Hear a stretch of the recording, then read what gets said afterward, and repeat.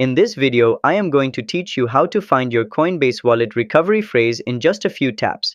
Your recovery phrase is the key to accessing your wallet if you ever lose access to your device. Make sure to follow along carefully and never share your phrase with anyone. Let's get started. First, open the Base application on your phone. Make sure you're logged into the correct wallet. Next, tap on Settings at the bottom right corner of the screen. This will open your wallet preferences. Then, in the list of options, select Show Recovery Phrase. This is where you can view your 12-word backup phrase. After that, input your wallet password to verify your identity. This step is for security purposes.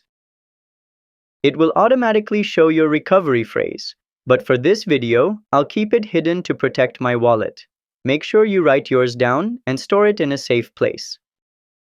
And that's how to find your Coinbase wallet recovery phrase. If you found this video useful, give it a like and subscribe to How to Tutor for more simple tutorials. See you next time!